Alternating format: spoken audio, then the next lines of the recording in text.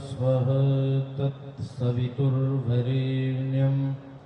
भर्गो देवस्य धीमहि धियो यो नः प्रचोदयात्। ॐ वेदाहमितं पुरुषं महान्तम् आदित्यवर्णं तमसः परस्तात् तमेव विदित्वातिमृत्युमेति नान्यपन्था विद्यते यनाय। ॐ शान्तिः शान्तिः शान्तिः। बोलो वैदिक धर्म की, ऋषिवर दयानंद जी महाराज की, बोलो भारत माता की।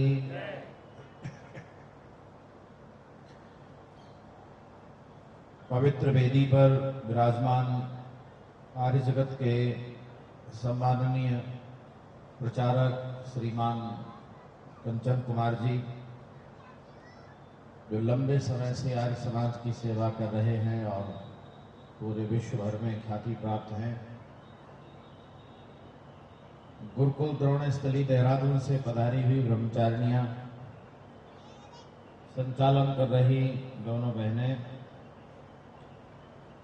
आर्य समाज की प्रांतीय इकाई आर्य प्रतिनिधि सभा छत्तीसगढ़ के सम्माननीय कोषाध्यक्ष श्रीमान जगबंधु शास्त्री जी, आर्य समाज बिलासपुर के सम्माननीय संरक्षक महोदय श्रीमान ज्योतिर्मय आर्य जी, यशस्वी प्रधान श्रीमान सुधीर गुप्ता जी, उनके सहयोगी श्रीमान रूपलाल चावला जी, श्रीमान सुदर्शन जायसवाल जी, मंत्री के रूप में कार्य कर रहे नौजवान श्रीमान विनय गुप्ता जी, उनके सहयोगी शशि माधव गुप्ता जी, इस कार्यक्रम की आयोजन समिति के अध्यक्ष जो पूरा पुरुषार्थ करके सारी देखरेख कर रहे हैं, सारी व्यवस्थाओं को बहुत अच्छे से प्रबंधन दे रहे हैं, सम्माननीय श्रीमान भ्राता सौमित्र गुप्ता जी, उनके सहयोगी श्री गोविंद माधव गुप्ता जी, गोपाल दास चावला जी,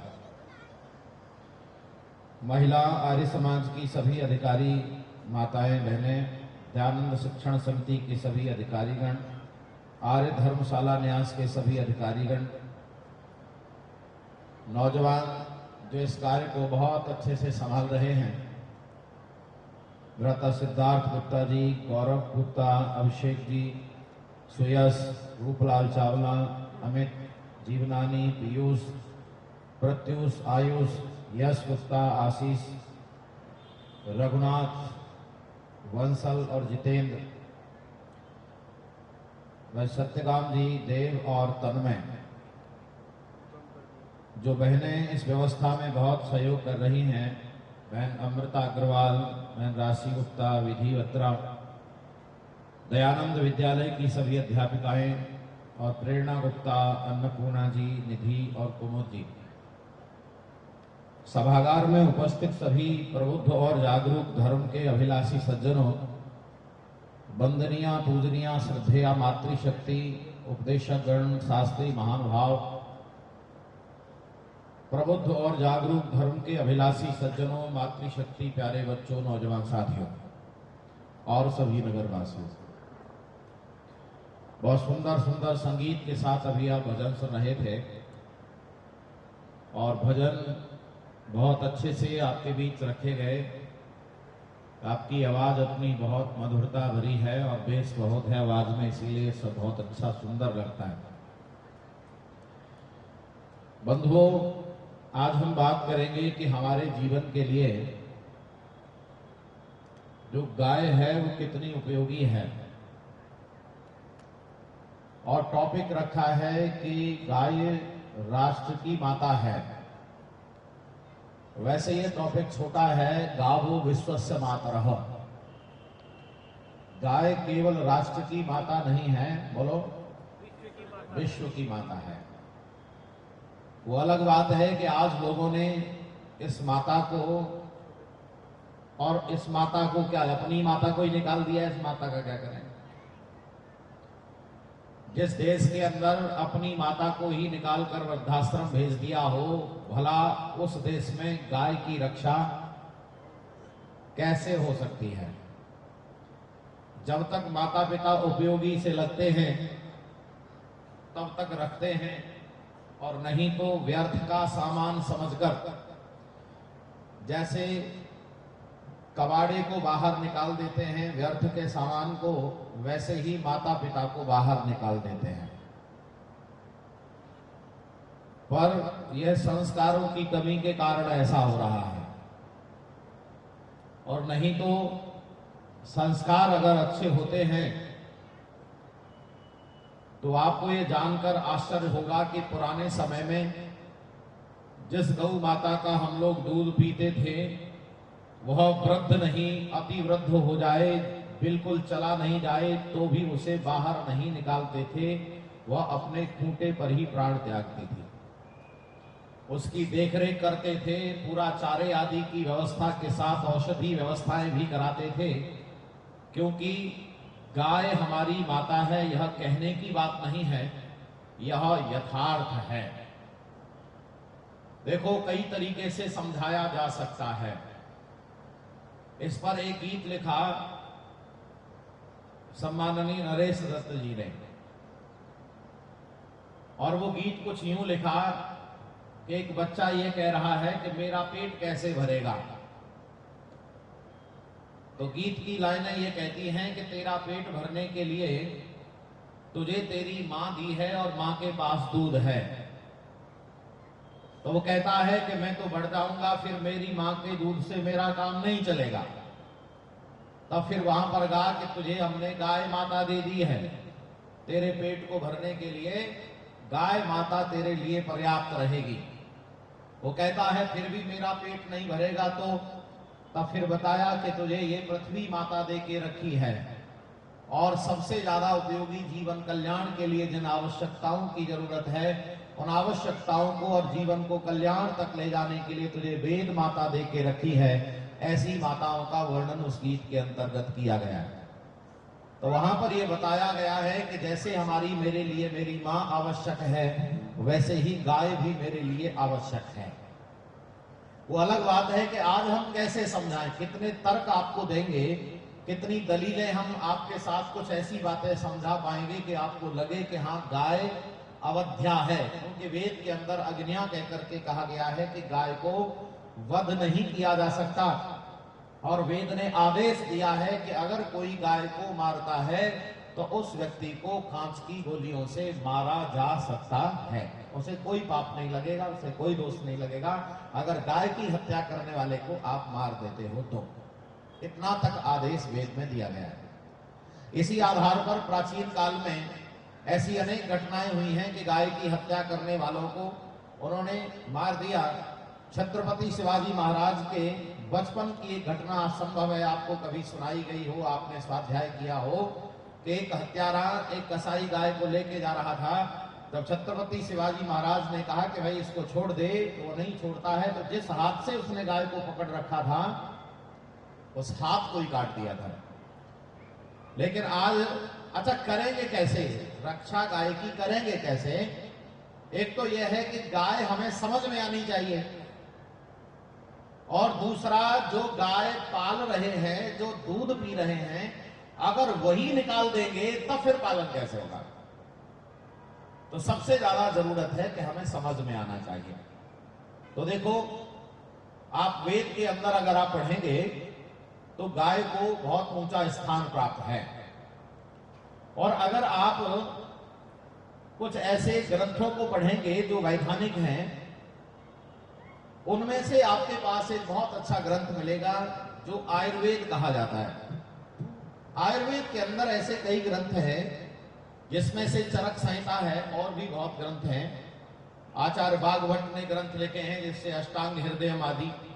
उन ग्रंथों को आप पढ़ेंगे तो आयुर्वेद के अंतर्गत गाय के दूध को सबसे ऊंचे स्थान पर रखा गया है। गाय का दूध अमृत समान होता है। गाय का जो दूध होता है वो संतुलित आहार होता है।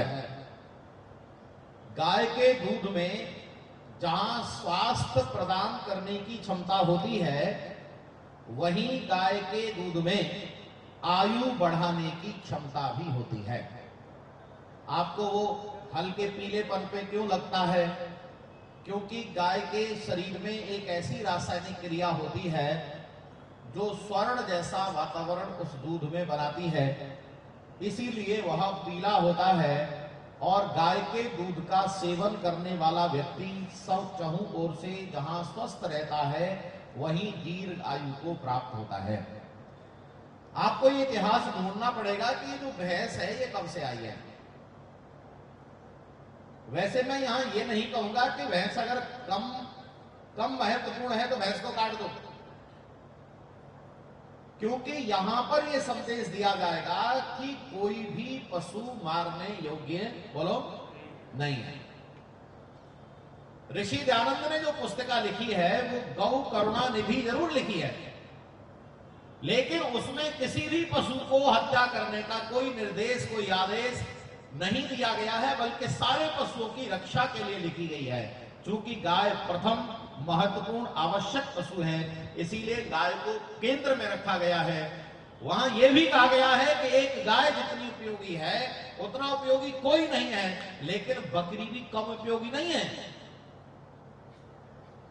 इसीलिए आप आयुर्वेद की दृष्टि से यहां मैं आपको सबसे पहले गाय को प्रमुख सिद्ध करने का प्रयास करूंगा।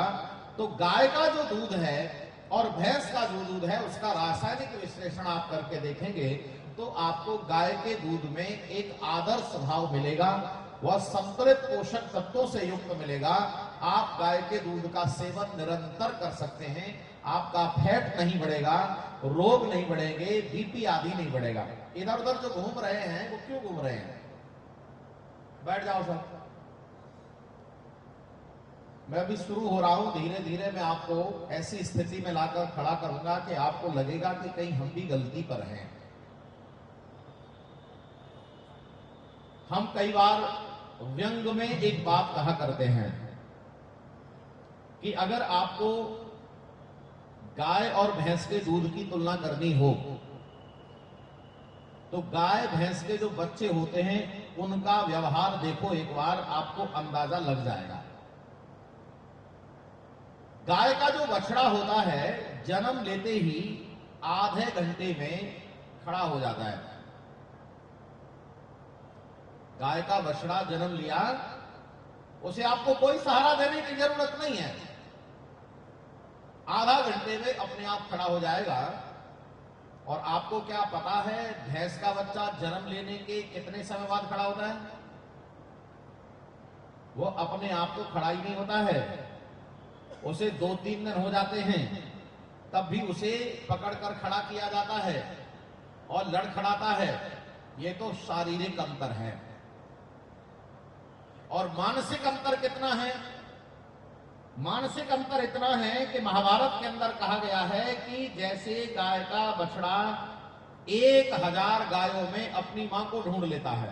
हालांकि वहां प्रसंग यह है कि ऐसे ही प्रत्येक व्यक्ति के कर्म उसे ढूंढ लेते हैं, वहां प्रसंग है, लेकिन यहां हम उस प्रसंग को आधा ही ले रहे हैं। वो प्रसंग कभी कर्म के सिद्धांत पर होगा तब बताएंगे। यहां तो इतना ले रहे हैं कि गाय का बछड़ा 1000 गाय खड़ी हैं तो उनमें अपनी मां को ढूंढ लेता है, लेकिन भैंस के बच्चे को ये 1000 नहीं 4 भैंसों में भी अपनी मां को ढूंढने में परेशानी आती है। वो कई बार मासी के पास भी जा सके और कई बार तो पिताजी के पास भी जा सके, यही पता नहीं है कि मेरी मां कौन सी है, और उसे दूध का भी पता नहीं है कि दूध आगे है कि पीछे है। ऐसे ही याद रखना बंधुओं, मेरे देश का जो शारीरिक स्वास्थ्य है, मानसिक उन्नति है, और अगर मैं सारे के सारे वैभव के पीछे अगर किसी को बताना चाहूंगा तो मैं बता सकता हूं कि जब तक गाय की सम्मान और सेवा होती रही तब तक मेरा देश संसार में सबसे ऊंचे स्थान पर रहता रहा। और जब से गाय की हानि हुई है, गाय की हत्या हुई है, जब से गाय के साथ अन्याय हुआ है, तब से मेरा देश गिरता चला गया है, और गिरता चला नहीं गया है, गिरता चला जाएगा। अगर आप वाकई में राष्ट्र की रक्षा करना चाहते हो तो गाय की रक्षा करनी पड़ेगी। गाय की रक्षा के में राष्ट्र की रक्षा निहित है। यहां तो मैं आपको केवल कुछ ही जानकारियां दूंगा, आपको अध्ययन करना पड़ेगा और अध्ययन करना पड़ेगा विज्ञान के आधार पर और प्रयोगों के आधार पर। जब आप प्रयोग कर पाएंगे तब आप सुनिश्चित समझेंगे। लेकिन मैं यहां एक बात और स्पष्ट कर दूं, मैं जहां गाय नाम ले रहा हूं वहां भारत की देसी नस्ल की बात कर रहा हूं। मैं यहां विदेश से आई हुई किसी संकर गाय के बारे में चर्चा नहीं कर रहा हूं। विदेश से जो आई हुई गाय है, यहां जो संकर किस्म से तैयार की गई है वो गाय नहीं है, वो तो संकर गाय है और संकर के नाम पर उसका दूध भी अच्छा नहीं है। शोध के आधार पर यह सुनिश्चित हुआ है कि उससे कैंसर होता है। जो नई तैयार की गई गाय है उससे कैंसर होता है उसका दूध पीने से, और उसकी आवाज भी ठीक नहीं है। यहां जो देसी तरह की गाय हैं, आपको यह जानकर आश्चर्य हो सकता है कि भारत देश में कई तरह की गायें हैं। कम से कम 14-15 तरह की गायों की तो मैंने जानकारी ली, तो उससे भी ज्यादा गाय तरह की हैं। यहाँ पर हरियाणा में अलग तरह की है, उत्तर प्रदेश में अलग तरह की है, राजस्थान में अलग तरह की है, और ऐसी अनेक उत्तम क्वालिटी की गायें हैं जो अधिक मात्रा में भी दूध देती हैं। ये तो गलत प्रचार हो गया है। अभी आप सुन रहे थे ना, क्या कह रहे थे मासे जी, कि एक ही बात को बार बार कह दिया जाए तो वो बात प्रचारित हो जाती है, वही सही मान ली जाती है। मैं एक बात फिर से बताना चाहता हूं, इसको थोड़ा पुष्ट कर देता हूं ताकि आपको समझना आसान हो जाएगा। ये टेलीविजन वाले जो लोग हैं अपने सामान का प्रचार करते हैं और टेलीविजन वालों को कुछ पैसा देते हैं, तो फिर उस पर ऐड होता है। और एडवर्टाइजमेंट कैसे होता है उसके लिए कभी आप जानने का प्रयास करना। तो ये लोग क्या करते हैं, पहले एक चीज को फिल्माया जाता है, एक बंद कमरे में एक स्टूडियो में फिल्माया जाता है, और फिल्माने के बाद फिर वो अच्छी तरह पास हो जाता है कि हाँ अब ये प्रभावी होगा। बड़े बड़े एक्सपर्ट्स की देख रेख में वो ऐड तैयार किए जाते हैं, हर एंगल से देखा जाता है, और तब वो ऐड आपके बीच में प्रचारित किया जाता है। वो क्या करते हैं, एक लंबे बाल वाली महिला पकड़ते हैं, एक लंबे बाल वाली जिसके बाल पहले से ही लंबे हैं, और उसको पैसे देते हैं और उसको कहते हैं तुम्हें बस इतना कहना है कि मेरे बाल इस तेल को लगाने से लंबे हुए हैं। बस इतना कहना होता है कि वो महिला आकर कहती है कि देखो भाई ये जो तेल दिख रहा है, और उस तेल पर पूरा का पूरा फोकस होता है, स्पष्ट दिखता है, साफ साफ दिखता है ये कौन सा तेल है, और उसके बाल लंबे दिखाई देते हैं और बताते हैं कि ये है, और बार बार ऐड आता है, बार बार ऐड आता है, इस तेल से लंबे हुए, इस तेल से लंबे हुए। और मेरे देश की बहनों का दिमाग खराब हो जाता कि यही तेल चाहिए। यही हाल क्रीम का, पाउडर का है, तमाम तरह के सौंदर्य प्रसाधनों का है, यही हाल अन्य प्रोग्राम का है। और बार बार दिखने के बाद मेरे देश के लोग तैयार मन बना लेते हैं कि यही चाहिए। ऐसा ही भारत देश में प्रचार किया गया है कि गाय का दूध अच्छा नहीं होता, वो पतला होता है, कमजोर होता है, उस गाय के दूध पीने से किसी को लाभ नहीं होने वाला है, और अब तो दूध ही पीने से लाभ नहीं होने वाला है, ऐसा प्रचार किया जा रहा है। भारत देश में दूध न पीने के लिए डॉक्टर्स मना कर रहे हैं कि दूध नहीं पीना चाहिए, दूध बेकार चीज होती है, दूध खराब चीज होती है। और इन अकल के कोलुओं को ये पूछो कि आज से 50 साल पहले का आदमी दूध ही ज्यादा पीता था और बलवान होता था और लंबी आयु वाला जीता था, फिर वो लोगों को दूध पीने के लिए मना क्यों नहीं किया किसी ने? प्यारे बंधु, ये दुर्भाग्य है भारत देश का कि यहां पर गलत प्रचार होता है और उस पर किसी का अंकुश नहीं होता है। भारत देश में गलत प्रचार हो रहा है और कोई अंकुश नहीं लगा रहा उस पर। अरे दूध पीने के, मैं आपको एक सरल सी बात बता रहा हूं, आपको शायद अंदाजा लगे। आप एक व्यक्ति को देखो, नौजवान, दो लोग पकड़ना, नौजवान, आपको शायद अंदाजा लग जाएगा। दो नौजवान लेना, एक नौजवान को केवल रोटी खिलाना, रोटी सब्जी दाल जो भी उसको चाहिए वो दे देना, दूध मत देना।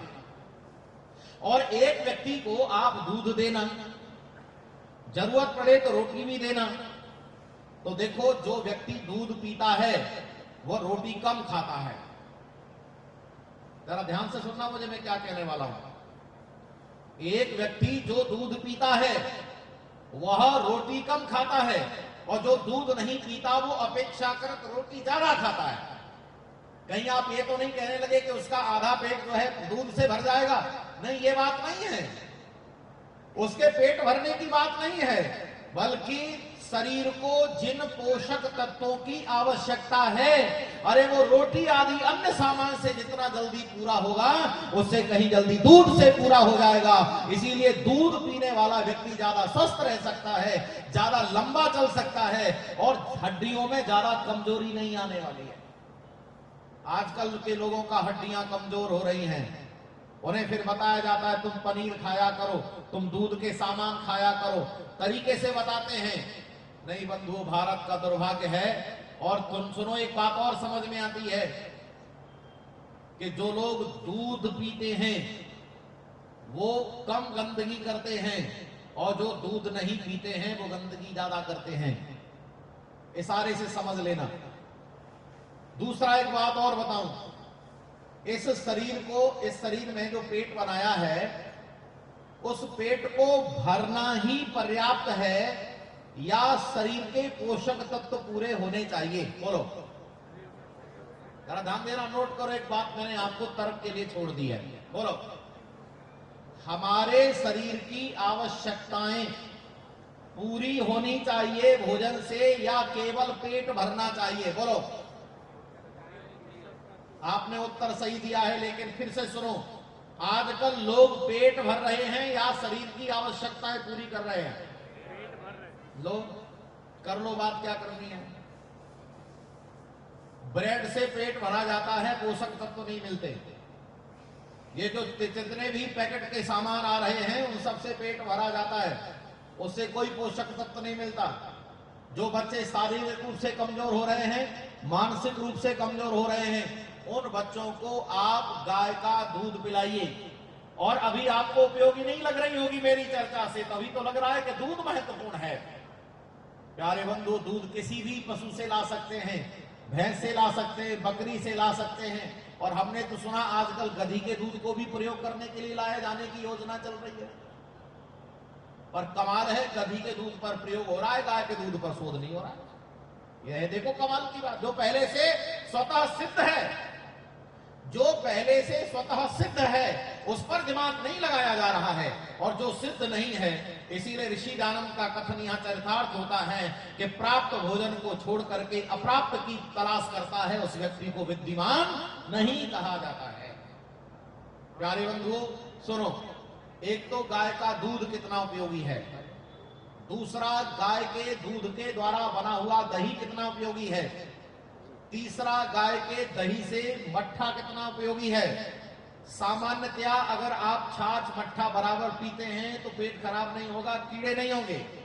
और गाय के दूध से जमाकर दही निकालकर जो मथकर मक्खन निकाला जाता है और मक्खन से जो घी बनाया जाता है, वो संसार का सबसे उत्तम रसायन होता है, जो सभी प्रकार के प्रदूषण को दूर करने के लिए और शरीर के सारे रोगों को दूर करने के लिए पर्याप्त होता है।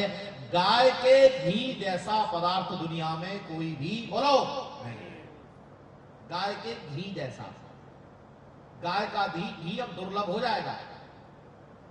और हमारे एक महाशय जी हैं, वो तो ये कह रहे थे कि कुछ लोग अब 10 ml, 20 ml, 50 ml, 100 ml लेकर के आया करेंगे कि भाई कितना है का गाय का घी। तो लोग पूछेंगे सेठ जी क्या करोगे? कि इंजेक्शन लगवाऊंगा, अपने इंजेक्शन लगवाऊंगा। अरे नासिका में डाल कर देखो, अंदाजा लग जाएगा। अरे अगर सर्प ने किसी को काट लिया है तो उसे गाय का घी पिला दीजिए, उसकी जान बच जाएगी, चाहे कितना भी जहरीला नाग क्यों न हो। गाय का घी आयुर्वेद की दृष्टि से सबसे उत्तम रसायन है। आपके पास कौन कौन से रसायन हैं? उन सब में उत्तम रसायन है गाय के दूध से निर्मित घृत, इसीलिए यह उपयोगी है। और देखो महर्षि दयानंद का गणित देखो। महर्षि दयानंद कहते हैं एक गाय के शरीर से, मांस से 80 पापी लोगों का पेट भर सकता है। अगर एक गाय को मार दिया जाए और उस मांस को परोस दिया जाए तो 80 लोगों का, 80 पापी लोगों का एक बार पेट भर सकता है। लेकिन अगर वही गाय जीवित रहती है तो अपने जीवन काल में लाखों लोगों का भरण पोषण करती है। अब आप बताओ, गाय जीवित रहने पर उपयोगी है या मरने के बाद उपयोगी है? कमाल हो गया। गाय का जो दूध है, आप औसत निकाल के देखना कि एक गाय एक जीवन में कितने बार बच्चा देती है और वह कितना दूध देती है एक बार बच्चे देने पर। प्रातः काल कितना देती है, सायकाल कितना देती है, आप घर पर बैठकर गणित निकाल लेना। अगर वह 5 लीटर से 10 लीटर दूध भी देती है, औसतन 7-8 लीटर भी दूध प्रतिदिन देती है, तो पूरे के पूरे एक बार के बच्चा जन्म देने में वो 5-6 महीने, 7-8 महीने तक दूध देती है, तो कितना दूध हो गया। और उस दूध को लोगों को पिलाया जाएगा तो कितने लोगों की तृप्ति होगी, और वो भी पवित्रता से होगी, शारीरिक स्वास्थ्य बनेगा, मानसिक उन्नति होगी, और फिर वो दूसरी बार बच्चा जन्म देगी, उतना उपयोग फिर होगा, तीसरी बार फिर, और कम से कम 7-8 बार वो बच्चा एक जीवन काल में देती है। और फिर हर बार जब बच्चा देती है तो कई बार बैल बच्चा पैदा होता है, बछड़ी पैदा होती है, तो बछड़ी के बाद फिर उसकी दूध की जीवन यात्रा चलती है, और जो बैल होता है वो शक्ति संपन्न होकर के किसान के शक्ति के काम आता है। इससे बड़ा उपयोगी पशु आपके जीवन में और कौन सा मिल सकता है? लोगों को अंदाजा नहीं रहा, देश बिगड़ गया। आपको पता है कि आप एक खेत की जुताई करने में कितना पैसा खर्च करते हैं? आप गणित लगाना, मैं यहां तो मोटा मोटी अंदाजा बता रहा हूं। एक बार को 1 बीघा खेत जोतने में कितना पैसा खर्च करते हैं आप ट्रैक्टर से? और आपको वहां कुछ खर्च करने की जरूरत नहीं है अगर आप बैल से खर्च चलाते हैं। इसलिए प्राचीन काल का जो किसान था वो स्वावलंबी था। आज मैं बताऊंगा, अगर गाय रखता है किसान तो स्वावलंबी हो सकता है, 0 बजट खेती कर सकता है, और अगर वो गाय के साथ नहीं है तो कर्जे में ही मर जाएगा। उस किसान को कोई जीवन में लाभ होने वाला नहीं है। गाय है तो खेती है, गाय है तो व्यापार है, गाय है तो समृद्धि है, और गाय है तो निरोगता है। गाय की उपस्थिति में भारत देश को चारों तरफ से सुखी और समृद्ध बनाया जा सकता है। भारत की प्राचीन अर्थव्यवस्था में गाय खड़ी है। गाय, भारत की प्राचीन अर्थव्यवस्था के पीछे गाय का बड़ा योगदान है, और आज की अर्थव्यवस्था के पीछे कुछ नहीं है, चारों तरफ बिगाड़ ही बिगाड़ है। गाय जब दूध देती है, हर बार बच्चा देती है, तो वो एक ऐसा लंबी श्रृंखला चलती रहती है, और लंबे समय तक किसी किसान को कोई अभाव नहीं होता। देखो, मैं जिस क्षेत्र से आता हूं उसे ब्रज कहते हैं, और आपको शायद है ये जानकारी होगी कि ब्रज के अंदर एक गोपालक पैदा हुए थे। क्या नाम है? योगेश्वर राज श्री कृष्ण महाराज। उस क्षेत्र में नंद एक प्रचलित है, नंद एक पदवी हुआ करती थी। जिसके पास लाख गायें होती थी उसको नंद कहा जाता था, उसे भी ज्यादा बड़ा महानंद कहा जाता था। और पूरे देश में, पूरे क्षेत्र में गायों की भरमार होती थी, दूध दही की नदियां बहा करती थी। उस क्षेत्र के अंदर आज भी आप जाएंगे, आप कभी जाइए और गांव में चले जाइए, तो वहां पर आज भी प्रतिदिन सब्जी बनती है, इसकी कोई जरूरत है नहीं। प्रतिदिन सब्जी बने इसकी जरूरत नहीं है, क्योंकि खाने के लिए वहां दूध है। अब इस समय वर्तमान की तो नहीं कहता हूं मैं अपने बचपन की बात आपको बता सकता हूं कि मेरा जो बचपन व्यतीत हुआ वो इस तरह व्यतीत हुआ कि अगर किसी बच्चे को भूख लगी है तो उसके लिए कितने विकल्प थे। वो दूध पी सकता जितना चाहे उतना, और अगर रोटी खानी है तो रोटी किससे खाएगा? रोटी दूध से खा सकता है, दही से खा सकता है, मक्खन रख करके खा सकता है। और कुछ बच्चे तो ऐसे होते थे कि रोटी दे दी और ऊपर से मक्खन लगा दिया, और बच्चे ने क्या किया? रोटी मक्खन खा लिया, और वो रोटी है वो कुत्ते को फेंक दी। तो वहां के तो कुत्ते भी ऐसे मस्त मौला रहते थे, रोटी मक्खन वाली रोटी खा करके। और अब ऐसे हो रहे हैं जैसे खुजली हो रही है का कुत्तों की। आदमी हो गया ऐसा, कुत्तों की क्या बात करें साहब। यह है भारत देश के ऐसे क्षेत्र की जहां चारों तरफ आनंद ही आनंद है, जहां दूध है, दही है, घृत है, मक्खन है। और 2 चीजें होती थी उस क्षेत्र में, जो शक्कर, चीनी को शक्कर नहीं कहते, गुड़ को ही चीनी जैसी शैड में तैयार किया जाता है, वो शक्कर कहलाती है, और एक लिक्विड फॉर्म में तैयार करते थे, उसे राव कहते थे। ये खाने के लिए दो चीज है, दूध है और मीठा है, तो फिर और किसी की जरूरत क्या है? अनाज है। अब किसान को क्या जरूरत है? सब स्वस्थ रहते थे और पहलवानी होती थी, पूरे ब्रज क्षेत्र में पहलवानी होती थी, पहलवान मिलते थे। यह है भारत देश का वो सुदृढ़ समाज जो गाय के द्वारा, केवल एक गाय घर में है तो उसे और किसी की जरूरत नहीं है। और सुनो, उसे बाजार जाकर के किसी खाद्य पदार्थ को लाने की भी, बोलो जरा एक बार, जरूरत नहीं। यह है भारत देश। लेकिन अब क्या हो गया? गाय की इतनी दुर्दशा है कि भारत देश विश्व भर का सबसे बड़ा गौ मांस बेचने वाला देश है। सबसे बड़ा देश, विश्व भर के बाजार में गौमांस बिकता है और भारत देश बेचता है।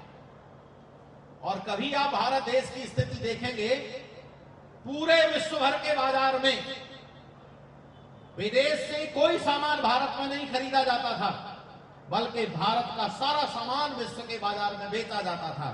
अब विदेश का सामान भारत में बेचा जा रहा है और भारत में से गौमांस भारत विदेशों में बेचा जा रहा है। यह है, देखो कितनी बड़ी दुर्दशा है। और आपको शायद अंदाजा नहीं है बंधुओं कि गाय का जो मांस निकाला जाता है वो केवल मांस के लिए नहीं मारी जाती है, बल्कि गाय का जो चमड़ा है वो भी उससे उतार लिया जाता है। और आजकल आधुनिक तरीके के कट्टी खाने चल गए हैं। पहले तो आदमी काटता था, गाय को काट दिया जाता था और काट करके उसकी खाल उतार ली जाती थी, मांस बेचकर बेच दिया जाता था, इतना होता था। लेकिन आज अगर मैं आपको कहानी बताऊंगा तो आपको अंदर से, हृदय से ऐसी वेदना होगी कि ये क्या हो रहा है मेरे देश में, कृष्ण के देश में, राम के देश में और ऋषियों के देश में, ये क्या हो रहा है। आओ सुनो जरा, कितनी ऐसी भयानक दुर्दशा है। गायों को पहले खरीदा जाता है और जो गायें छोड़ दी जाती हैं उनको चोरी छिपे पकड़ लिया जाता है। और जब गायें पकड़ ली जाती हैं या कम मूल्य पर खरीद ली जाती हैं, उन गायों को चारा नहीं दिया जाता है,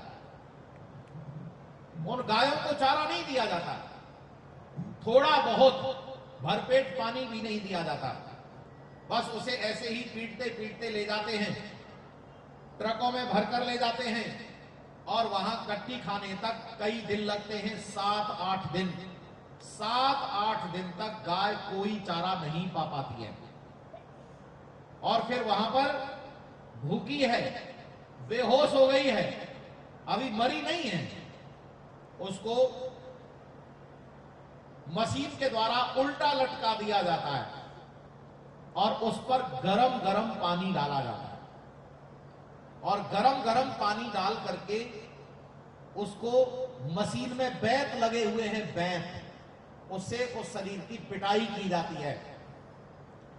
उसको चमड़े को फुलाने के लिए, चमड़ा फूलता है, अभी गाय मरी नहीं है, उसकी पिटाई की जा रही है, कितनी वेदना होती होगी उस गाय को। और फिर उसके गले के पास थोड़ा सा कट लगाया जाता है जिससे सारा का सारा खून निकल करके, पहले पिटाई होती है, पिटाई होने के बाद चमड़ी में खून उतर आता है और जैसे पिटाई होती है तो वो कहते हैं कि ये चमड़ा ज्यादा महत्वपूर्ण बन जाएगा और फिर कट निकाल दिया, लगा दिया जाता है तो सारी की सारी बॉडी का जो खून है वो निकल करके एक तरफ चला जाता है। वो खून भी एक तरफ टैंकरों में भरा जाता है और फिर गाय का, जीवित गाय से चमड़ा उतारा जाता है। अभी गाय मरी नहीं है पर कब मर जाएगी पता नहीं है, वो पिटाई होते मर सकती है, खून निकलते मर सकती है और नहीं तो चमड़ी उतारते मर सकती है। उनको गाय के जीवन से कोई लेना देना नहीं है, उन्हें तो केवल अपने व्यापार से लेना देना है। अब आप अंदाजा लगा सकते हैं कितना बुरा हाल हो रहा है गाय का, जिस देश के अंदर गाय को माता कहा जाता हो और उस गाय के अंदर ये दुर्दशा है।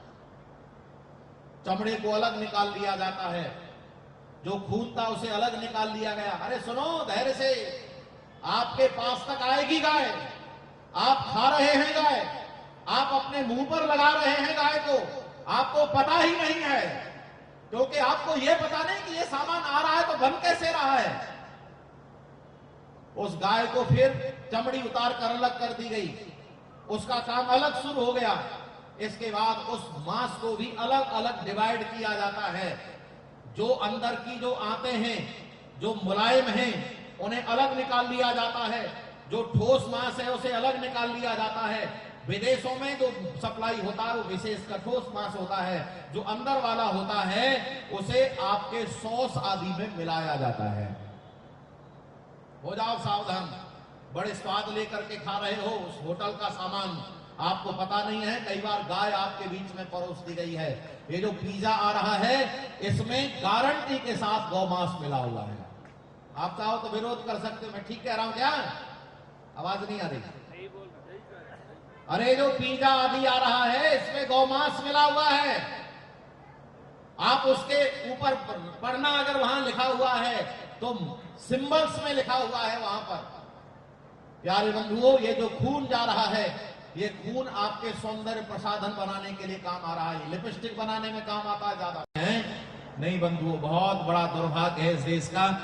गाय की रक्षा कैसे होगी ये मैं आपको बताऊंगा। सबसे पहले गाय की रक्षा होने के लिए आपको ये जानना जरूरी है कि गाय जैसा उपयोगी पशु कोई नहीं है। ये पहले जानो। यहाँ तो एक माहौल बनाया जाएगा, यहाँ प्रवचन में जितना समय उतनी ही बातें बताई जाएंगी आपको, क्योंकि ये शोध का विषय है। जब हम किसान सम्मेलन होता है, जब हम अपना पूरा का पूरा लेख लेकर के जाते हैं तब एक एक चीज वहां बताते हैं। और वहां क्या बताना है अब वो सुनो। गाय के लिए गौशाला होनी चाहिए। और आपको ये जानकर अच्छा लगेगा कि महर्षि दयानंद सरस्वती महाराज ने यहां पर गौशाला खोली। कई स्थानों पर गौशालाएं ऋषि दयानंद ने खोली और उसके बाद उनके अनुयायियों ने खोली।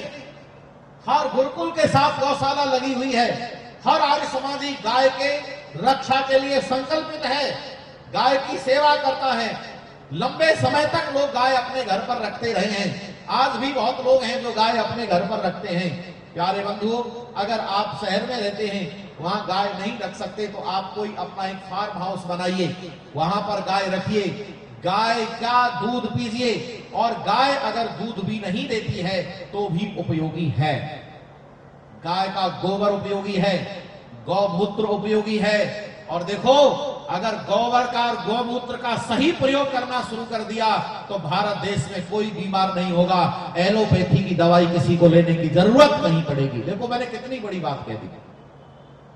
अगर आप गोबर का सही प्रयोग करना सीख जाएं, आप गौमूत्र का प्रयोग करना सही से सीख जाएं तो भारत देश में कोई बीमार नहीं होगा। और खेतों में भी पेस्टिसाइड लगाने की जरूरत, बोलो, देखो जिनको जानकारी है वो तो कम से कम बोल ही दिया करो। यूरिया लगाने की जरूरत नहीं, डीएपी लगाने की जरूरत नहीं, कीटनाशक लगाने की जरूरत नहीं, यदि आप गाय के गोबर का और मूत्र का प्रयोग करना शुरू करें। दो तरह के, एक का नाम है घन जीवामृत और एक का नाम है जीवामृत। आप ये दो बनाइए, किसानों को बताना। और पहले मैं आपको ये बताऊं कि गाय के मूत्र का रासायनिक विश्लेषण किया गया तो उसमें 27 तरह के रासायनिक ऐसे पदार्थ मिले जो शरीर के लिए उपयोगी हैं। आयुर्वेद की 80% दवाइयों में गौमूत्र के द्वारा तैयार किया जाता है, उसका बेस गौमूत्र से तैयार किया जाता है। कई ऐसी दवाइयां हैं जिनमें गौघृत प्रयोग किया जाता है। आयुर्वेद की ऐसी अनेक दवाइयां हैं जो गौघृत में और शहद में तैयार की जाती हैं। 80% दवाइयां ऐसी हैं जो गौमूत्र में तैयार की जाती हैं और उनसे आदमी को शीघ्र लाभ होता है।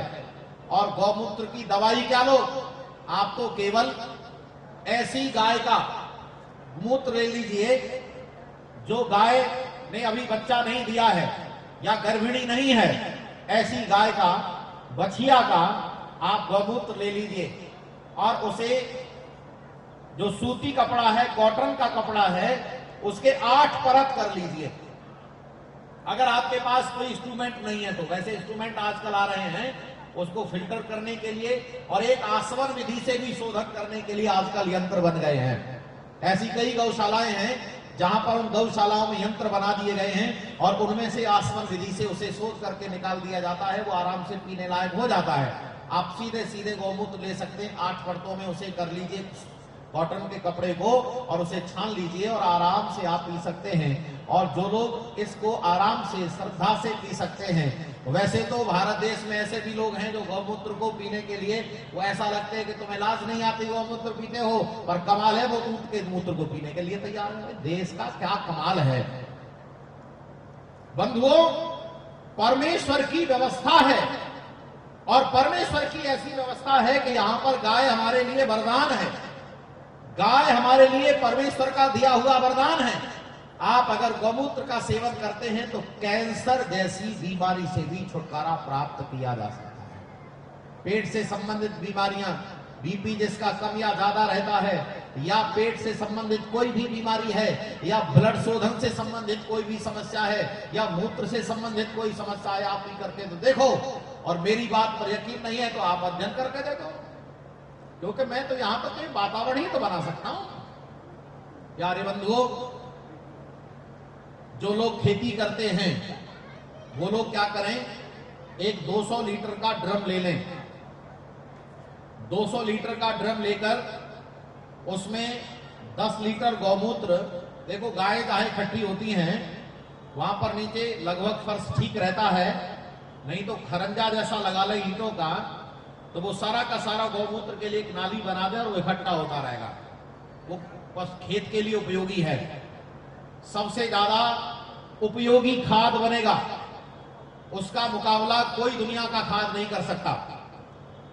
गोबर इकट्ठा किया जाए, 20 किलो गोबर और 10 से 20 लीटर गौमूत्र उस ड्रम में डाल दीजिए और 1 किलो गुड़ डाल दीजिए, 1 किलो बेसन डाल दीजिए और कहीं बड़े पेड़ के नीचे की मिट्टी डाल दीजिए। बड़ा पेड़ कौन सा है, जैसे बरगद का है, पीपल का है, जो बहुत बड़े एरिया में हो, क्योंकि जो बड़े पेड़ होते हैं उनके नीचे जो जमीन होती है उसके अंदर नमी रहती है, और नमी रहती है तो खेती के लिए उपयोगी कीट रहते हैं उसमें, केंचुए आदि रहते हैं उसमें। उसके पेड़ के नीचे की आधा किलो मिट्टी उसमें डाल दीजिए ड्रम में, और उसे शेष जितना खाली रह गया है उसे पानी से भर दीजिए। 200 लीटर का जीवामृत बनकर तैयार हो जाएगा। उसे डंडे से आप ऐसे क्लॉकवाइज चलाते रहिए। 7 दिन के बाद वह उपयोगी खाद है, उसे आप आराम से खेत में लगा सकते हैं। एक गाय 1 एकड़ भूमि करने के लिए पर्याप्त होती है। किसी ने तो 5 एकड़ का भी गणित लगा करके दिया है। एक गाय, केवल एक गाय, एक गाय से जो गौमूत्र और गोबर प्राप्त होगा उसका जीवामृत बनाइए और जीवामृत बना करके खेत में छिड़क दीजिए। फसल बोने से पहले आप उसे छिड़क दीजिए और उसके बाद उसमें कुछ दिन के बाद, 7 दिन, 8 दिन, 10 दिन के बाद आप जुताई करके उसकी फसल बो दीजिए। पहला जो जीवामृत डाला गया है उससे अगले 21 दिन बाद फिर से डालना है। पहला जो जीवामृत डाला गया है उससे अगले 21 दिन बाद आपको जीवामृत डालना है, और हर 21 दिन के बाद आप डालते रहिए। आपकी फसल पूरी तरह स्वच्छ होगी, पूरी तरह पौष्टिक होगी, पवित्र होगी, और उसमें जो फसल में लगने वाला अनाज आदि है, दाल आदि, सब्जी आदि है, वह अधिक मात्रा में लगेगी और आपके शरीर को कोई हानि पहुंचाने वाली नहीं होगी। इसे जैविक खेती के नाम से जाना जाता है और आजकल कुछ क्रेज बढ़ रहा है। आप अगर बहुत अधिक मात्रा में नहीं करते तो आप अपने घर में यह प्रयोग करके देखिए, तब आपको अंदाजा लग जाएगा कि कितना बड़ा उपयोगी है गाय का गोबर और मूत्र। गाजियाबाद में एक रिसर्च सेंटर है, गाजियाबाद, उन्होंने गाय के गोबर से एक बैक्टीरिया निकाला है और उन्होंने उसको नाम दिया है वेस्ट डीकंपोजर। आप जाकर के आज नेट पर सर्च करना, बेस्ट डीकंपोजर।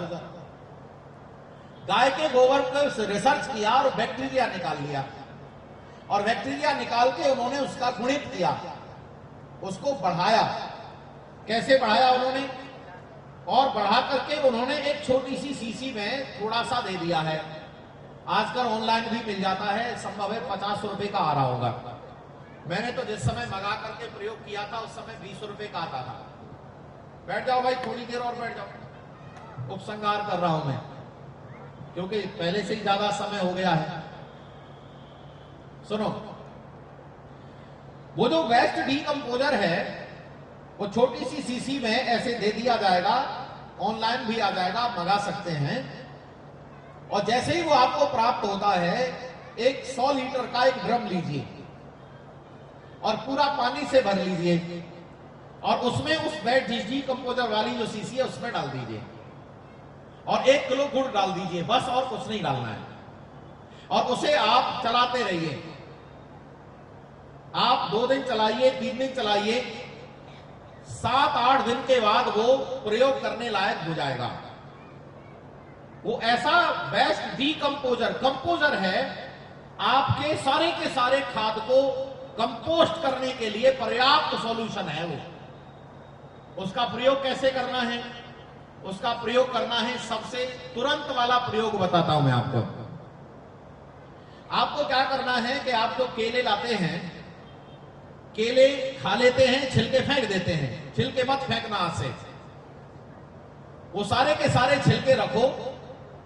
वैसे तो जो केले के छिलके हैं केवल पानी में डाल करके, सादा पानी में डाल करके भी पानी को पौधों में लगाते रहेंगे तो भी अच्छा है, लेकिन बेस्ट डीकंपोजर में डाल देंगे तो वह केले के छिलके का जल्दी खाद बन जाएगा।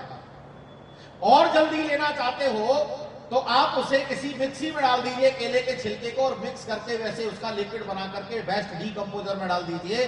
3 दिन के बाद वो प्रयोग करने लायक हो जाएगा। आप अपने पौधों में लगाइए, आप फुलवाड़ी में लगाइए, आप अपने घर में जो भी, अगर आपने किचन का गार्डन बना रखा है, मिर्ची है, बैंगन है, या कोई और सामान आपने बो रखा है, धनिया आदि, आप उसमें लगाइए। और लगाने के बाद आप उसका तुरंत दूसरे दिन रिजल्ट देखेंगे कि उनके पत्तों पर क्या असर आ रहा है, उसके फूलों पर क्या असर आ रहा है, उनके फलों पर क्या असर आ रहा है। आप गोबर लेते हैं, ये जो गोबर होता है, जैसे ही ये भी गोबर इकट्ठा कर दिया गौशाला से, ये खाद नहीं होता है। और फिर से सुनो क्या कह दिया मैंने। जो गायों के पास से जो गोबर इकट्ठा कर लिया जाता है, यह खाद नहीं है, इसको खाद बनाना पड़ता है। खाद को बनाने का लंबा प्रोसीजर है, कंपोस्ट करना लंबा प्रोसीजर है। उसे पहले आप एक गड्ढे में भरकर रखेंगे, उसके बाद 2-3 महीने के बाद पलटेंगे दूसरे गड्ढे में, फिर 2-3 महीने बाद तीसरे गड्ढे में पलटेंगे, तब जाकर के खाद तैयार होगा। आजकल किसान जानता नहीं है खाद तैयार करना। वो क्या करता है, गोबर इकट्ठा करता रहता है और जिस दिन फसल खाली हुई उसके बाद खेत में पलट देता है, बखेर देता है। वो पूरा लाभ कर नहीं होता। पूरा लाभ कर करना है तो जो आपने बेस्ट डीकंपोजर नाम का लिक्विड तैयार किया है, उसे आप गोबर इकट्ठा कीजिए, उस पर डाल दीजिए और सारा का सारा मिला दीजिए। दूसरे दिन फिर उसे पलट दीजिए। आपका 15 दिन में खाद तैयार हो जाएगा, जो आपके पास गोबर था उसका। इसके साथ साथ आप घर के अंदर या खेत के अंदर जो भी कूड़ा होता है, और कूड़े का मतलब यहां पर मैं प्लास्टिक नहीं कह रहा हूं, कूड़े का मतलब है जो पत्ते होते हैं, जो मिट्टी होती है। खेत के अंदर फसल खड़ी है, आजकल बड़ा दंगा रहता है दिल्ली के आसपास। दिल्ली के आसपास रहता है कि धान की फसल बहुत होती है। धान की फसल को क्या करते हैं, धान ऊपर से काट लेते हैं, फसल खड़ी रह जाती है, उसे पराली कहते हैं, कहीं कहीं पुआल कहते हैं, और उसे खेत में ही जला देते हैं। पत्तों को जलाना उचित नहीं है। आपकी कॉलोनी में भी पत्ते जलने नहीं चाहिए। वो सारे के सारे पत्ते खाद हैं, उन सबको इकट्ठा करिए और बेस्ट डीकंपोजर छिड़क दीजिए। अगले 15 दिन से 20 दिन में पूरा खाद बनकर तैयार हो जाएगा। खेत के अंदर कोई भी खरपतवार है उसे जुतवा दीजिए, कोई भी पत्ते खड़े हैं, पुआल खड़ा है, पराली है, उन सबको जुतवा दीजिए खेत में और बेस्ट डीकंपोजर छिड़कवा दीजिए। वो अगले 10 से 15 दिन में खाद बनकर तैयार हो जाएगा। प्यारे बंधुओं, ये सारा का सारा जो पेड़ पौधे आप देख रहे हैं, केले के पत्ते हैं, ये पत्ते हैं, ये सब खाद है। अगर उपयोगी नहीं है तो इन्हें खेत में मिट्टी में दबा दीजिए, छोटे छोटे टुकड़े करके दबा दीजिए। ये सब रिसाइकल सिस्टम है, सब रिसाइकल है। खेत में से जो पैदा होता है फिर वो मिट्टी बन जाता है, चाहे वो कुछ भी है, पत्ता है, तना है, फल है, सब्जी, सब का खाद बन जाता है। लेकिन अगर तरीके से कर देंगे तो ज्यादा लाभ होगा। आपके किचन के लिए मैं और एक बात बता देता हूं। आजकल किचन में से सामान निकलता है। मेरा एक विनम्र निवेदन है पहले तो बहनों से कि बहनें ये ना समझें कि ये जो फ्रीज नाम की मशीन है ये सामान को महीने भर सुरक्षित रख सकती है, लेकिन बहनें यही समझती हैं, मैं ठीक कह रहा हूं क्या? बहनें ये समझती हैं कि इसमें बस रख दो, बस सुरक्षित रहेगा। एक बहन ने तो कमाल कर दिया। एक बहन ने क्या किया, फ्रीज का ढक्कन खोला, जैसे ही दरवाजा खोला तो कई कटोरियां रखी थी। उन कटोरियों में से पीछे से कटोरी निकाली और हाथ पर रख करके कहती, ये सब्जी कौन से दिन बनी थी? मैं ठीक कह रहा हूं क्या? अरे बोलो, कैसे पता चलेगा भाई? क्या हो रहा? हमें यही पता नहीं सब्जी कौन सी कब बनी, बस बची रख दो, बची रख दो। नहीं, ये गलत प्रचार हो गया है, या आपने समझ लिया है तो गलत समझ लिया है। ये फ्रीज दवाइयों को सुरक्षित रखने के लिए बना था, इसीलिए हर मेडिकल स्टोर पर मिलेगा आपको। कोरोना की वैक्सीन लगी, अच्छा बोलो सामान्य पे रखी गई या फ्रीजर में रखी गई? कमाल की बात है, माइनस टेम्परेचर पर रखी गई। इसीलिए ऐसी अनेक एलोपैथी में दवाइयां हैं जो सामान्य टेम्परेचर पर सुरक्षित नहीं है, पर लोगों ने समझा कि ये फ्रीज बढ़िया आ गया। एक बहन ने उससे भी ज्यादा कमाल कर दिया। एक बहन कहती है, मायके जा रही हूं, आटा गूंथ के रख दिया, उसी में से तोड़ तोड़ के रोटी बनाते रहना। अरे भाई कैसे समझ में आएगा? फ्रीज का सामान सुरक्षित नहीं है। तो एक निवेदन कि आप उतना तैयार करो कि सुबह तैयार करो, शाम तक खत्म हो जाए, शाम तक भोजन समाप्त कर दो। और अगर शाम को बचता है तो कम से कम बचना चाहिए, नहीं शाम को बचना ही नहीं चाहिए। हाँ, कुछ ऐसे पदार्थ हैं जो कई दिन तक सुरक्षित रह सकते हैं, उनको आप रखिए फ्रीज में। किचन में से सबसे ज्यादा कूड़ा निकलता है, पर कुछ बहनें बहुत चतुर हैं, बहुत चतुर। क्या करती हैं, जिस पॉलीथिन में सब्जी आती है छील करके उसी पॉलीथिन में छिलका रख करके गांठ बांध देती हैं। कितनी चतुर है ये बहनें। और वो ये समझती है कूड़ा मेरे घर से निकल जाना चाहिए बस। बहुत गलत हो रहा है। पॉलीथिन में छिलका मत डालिए, छिलके को अलग रखिए। किचन में से जो भी सामान निकलता है, दो बातें, एक तो पका हुआ सामान खराब होने से पहले खत्म कर दो। बोलो हाँ या ना?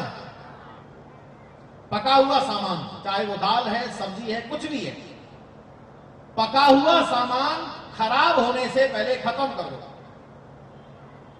आप खा लो, परिवार के लोगों को खिला दो, बांट दो, या पशुओं को खिला दो, लेकिन खराब होने से पहले खत्म करो। दूसरा, आपके पास निकलते हैं छिलके, सब्जी के छिलके, फलों के छिलके, उनका क्या करें? तो उनके दो विकल्प हैं आपके पास, या तो आप उन्हें पशुओं को दो। ऐसी जिम्मेदारी बनाओ कि मोहल्ले मोहल्ले में से सारे लोग कचरा इकट्ठा करें। वो कचरा नहीं है, वो छिलके हैं, उनको आप पशु तक पहुंचाओ। और अगर आप पशु तक नहीं पहुंचा पाते हैं तो उनका घर में खाद बनाओ। कैसे खाद बनेगा? दो चीजें आपके पास पहले से ही हैं। आपके पास छिलके हैं, उसमें पका हुआ सामान नहीं पड़ेगा खाद बनने में, नहीं तो दुर्गंध आना शुरू हो जाएगी दूसरे दिन से। पका हुआ कोई सामान नहीं डालना, कच्चे छिलके हैं, कोई भी सब्जी का छिलका है, सब चलेगा। और वो छिलके क्या करने हैं? आप पत्ते लीजिए, आपके आसपास गार्डन में सूखे पत्ते हैं, सबसे पहले एक ड्रम लीजिए, सूखे पत्ते नीचे बिछाइए। सूखे पत्ते नीचे बिछा करके पहले नीचे मिट्टी, मिट्टी के ऊपर सूखे पत्ते, सूखे पत्तों के ऊपर छिलके, जितने भी छिलके हो गए 2-3 दिन के इकट्ठा डाल दो। फिर उसके बाद पत्ते डालो, सूखे मिट्टी का लेयर लगा दो, सूखी मिट्टी का, आराम से वो खाद बनना शुरू हो जाएगा। फिर 2-3 दिन के छिलके फिर इकट्ठे हो गए, फिर आप लगा दो, फिर आप मिट्टी से ढक दो। और अगर और अच्छे से जल्दी से इस क्रिया को करना चाहते हो तो बेस्ट डीकंपोजर जो बनाया था उसमें से आप 1 गिलास उसमें छिड़क दो, आपका जल्दी से खाद बनकर तैयार हो जाएगा। उसे ब्लैक डायमंड के नाम से कहते कई बार लोग। काला काला खाद तैयार होता है, आपके सब्जी वाले गार्डन में काम आएगा, उसे लगाओ जगह जगह। मैंने यहां थोड़ी सी बातें आपको बताई। आप वाकई में सुरक्षित रहना चाहते हो, अपने देश को कर्जे के बोझ से बचाना चाहते हो, ये ट्रैक्टर आदि ज्यादा दिन नहीं चलेंगे। अब जब तक ये सोलर सिस्टम का प्रयोग ठीक से नहीं आ जाएगा, ये डीजल पेट्रोल दिन ज्यादा दिन काम नहीं आएगी।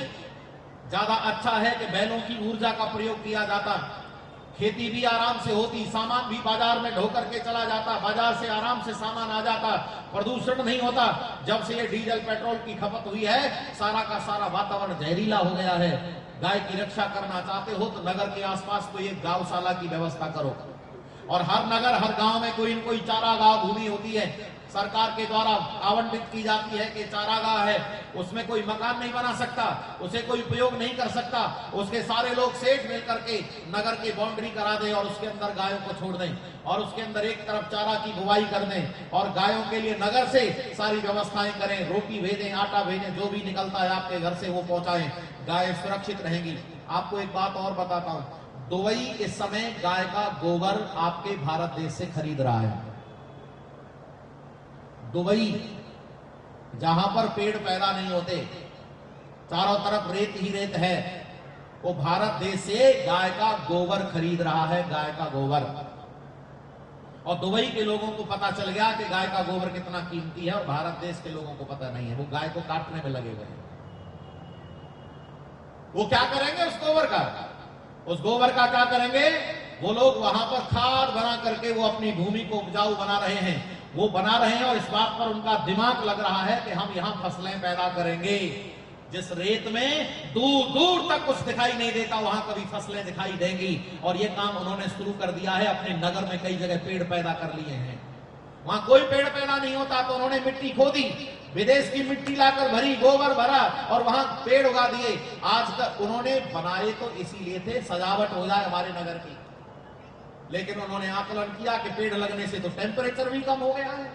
ओहो, आप जहां भी पाएंगे गाय आपकी समृद्धि में, आपके स्वास्थ्य में, आपकी मानसिक, शारीरिक और आर्थिक स्थिति में, धार्मिक स्थिति में गाय पीछे खड़ी है। इस गाय की रक्षा करो। गाय की रक्षा करने के लिए योगेश्वर कृष्ण महाराज ने कभी कहा था, गाय मेरे आगे है, गाय मेरे पीछे है, दाएं बाएं गाय है, मैं गायों के मध्य में विचरण करता हूं। और गाय के साथ जो कोई व्यक्ति रह करके देखे उसको कितना आनंद आता है। गाय तो यहां तक है कि अगर सामने से बाघ भी आ जाए ना, बाघ, अगर कोई शेर भी आक्रमण कर दे तो गाय अपने आप को सामने खड़ा कर देगी, अपने पालक के ऊपर आंच नहीं आने देगी। इतना सबसे ज्यादा उपयोगी गाय है। गाय की सेवा करके कितने राजाओं ने संतान आदि की प्राप्ति की है। गाय की रक्षा करके कितनों ने अपने राज्यों को संभाला है। गाय की व्यवस्था करके कितनों ने समृद्धि को प्राप्त किया है। आप तो बस एक सूत्र ध्यान रखो कि गाय की रक्षा करोगे तो आप भी बचोगे, राष्ट्र भी बचेगा, और गाय नहीं बची तो कुछ नहीं बचेगा। गाय की रक्षा के लिए संकल्प धारण करो। गाय की सेवा के लिए आप नगर में बाहर कहीं व्यवस्था करो, अपना निजी या तो फार्म हाउस बनाओ, वहां गाय रखो, 1-2 सेवक को भी नौकरी मिलेगी, वो गाय का दूध निकालेगा, आप तक पहुंचाएगा, और भी सब सामान तैयार किए जा सकेंगे, और खेती भी आपकी हो जाएगी फार्म हाउस में, वो भी देसी तरीके से, बिना जहर की। जहर मुक्त खाना तैयार करना है तो गाय जरूरी है। बोलो हाँ या ना? शायद है मैंने कुछ विषय के प्रति न्याय किया हो, मैंने कुछ जानकारियां आपको ठीक से साझा की हो। गाय की दुर्दशा नहीं होनी चाहिए, गाय की रक्षा होगी। आपको पता है ऋषि दयानंद ने महारानी विक्टोरिया को लेटर लिखा था और करोड़ों लोगों के हस्ताक्षर कराए। गाय बचनी चाहिए। गाय की दुर्दशा को देख करके ऋषि दयानंद की आंखें नम हुई थी, रोए थे। राजाओं को निवेदन किया था कि भाई गाय की रक्षा करो तुम लोग, गाय बचेगी तब बचेगा देश। अरे समृद्धि में राष्ट्र की नहीं पूरे विश्व भर की माता है गाय, और गाय के पीछे ऋषि मुनि विद्वान सब ने अपने जीवन को आनंदित बनाया है। केवल एक गाय अगर है तो व्यक्ति जंगल में भी मंगल कर सकता है, और गाय नहीं है तो वह कितनी भी समृद्धि वाला लेकर भी आनंद नहीं पा सकता है। मैंने ये थोड़ी सी चर्चाएं आपके बीच की, और आशा है कि आप लोग चिंतन करेंगे, मनन करेंगे, और गाय की रक्षा के प्रति सारे संगठन इकट्ठे होकर गौशाला को समृद्ध करेंगे। हालांकि गौशालाएं चली, गौशालाओं के लोगों ने भी बड़ी बेईमानी की है, सब्सिडी लेते रहे, सरकारें भी देती रहती हैं, लेकिन उन लोगों ने गाय की कोई सेवा नहीं की। मैंने ऐसी कई गौशालाओं को देखा, गाय जहां भूखी मर रही हैं और सब्सिडी पाकर के लोग ऐश कर रहे हैं। बहुत बड़ा पाप लगेगा, बहुत बड़ा पाप लगेगा, और हो सकता है अगला जन्म मनुष्य का ही ना मिले। जिन्होंने गाय का दूध पी करके बाहर निकाल दिया है वो भी बहुत बड़े अपराधी हैं। और महाराज मनु तो यहां तक कहते हैं, केवल गाय की नहीं बल्कि किसी भी पशु की हत्या करने वाला, हत्या के लिए बेचने वाला, हत्या के लिए खरीदने वाला, हत्या करने वाला, काटने वाला, पकाने वाला, परोसने वाला, खाने वाला, ये सब हत्यारे हैं। इनकी अच्छी गति होने वाली नहीं है, ये सब हत्यारे हैं। आप देखो, अगर हम गाय के मरने के बाद अगर कोई चमड़े का सामान प्रयोग करते हैं तो हम भी हत्यारे ही हैं। बंद कर दो आज से चमड़े का कोई भी सामान प्रयोग कर। एक बार गौरक्षा सम्मेलन हुआ था दिल्ली में, आर्य समाज के लोग गए और उन्होंने कहा कि भाई अब हम चमड़े का कोई जूता, देखो स्वाभाविक रूप से मरी हुई गाय का चमड़ा प्रयोग किया जा सकता है। पुराने समय में आपको बताए कि ये जो होता ना, धनुष होता था ना, धनुष की जो डोरी होती थी ना वो चमड़े की होती थी, और जो तरकस होता था ना, तरकस वो चमड़े का होता था, क्योंकि वो जो तीर हैं वो खराब कर देते थे उसको, किसी मोटे कपड़े का बना लो। और ये जो जूते होते थे ऊन पर यहां तक बनाए जाते थे, युद्ध के कई सामान बनाए जाते थे, लेकिन वो स्वाभाविक मरे हुए पशुओं का बनाते थे क्योंकि संख्या इतनी ज्यादा होती थी। लेकिन आज अगर कोई चमड़े का सामान प्रयोग कर रहा है तो सुनिश्चित समझो हमारी वजह से गाय मर रही है। और सुनो, गाय तो गाय, गाय के गर्भ में अगर बच्चा है या छोटा बछड़ा है उसके चमड़े को ज्यादा बढ़िया माना जाता है। ये पता नहीं क्या क्या रेड चीफ वगैरह, पता नहीं कितने तरह की कंपनियां चल रही हैं, ये गाय के बछड़े के खाल से तैयार की जाती हैं ताकि मुलायम हो। और इन्होंने कहा अन्य पशुओं को भी मार मार करके, हत्याएं कर करके लोगों ने अपने लिए सामान बना दिए। जो चमड़े का सामान प्रयोग कर रहे हैं वो भी दोषी हैं। जिस दिन भारत देश, उस समय पर जब गौ रक्षा सम्मेलन हुआ, एक व्यक्ति ने कहा भाई गौ रक्षा जूता बनाओ, गौ रक्षा चप्पल बनाओ, तो उस समय पर टायर की चप्पल बनाई गई, कपड़े के जूते बनाए गए। लोगों ने संकल्प लिया कि आज से हम चमड़े का कोई सामान प्रयोग बोलो नहीं करेंगे, गाय का दूध डिमांड करेंगे, लोगों से कहेंगे कि भाई तुम गाय रखो, हम पैसे की व्यवस्था करते, गाय हमें दो, दूध दो। और याद रखना उसका सब कुछ उपयोगी है। गाय की हत्या नहीं होनी चाहिए, और हत्या ही नहीं, उसे किसी प्रकार से कष्ट नहीं मिलना चाहिए। अगर गाय सुरक्षित रहेगी तो हम पूरा का पूरा भारत, मनुष्य समाज नहीं प्राणी समाज जीवित रहेगा। चहुओर से गाय उपयोगी है, गाय की रक्षा जरूरी है। आप सब में धैर्य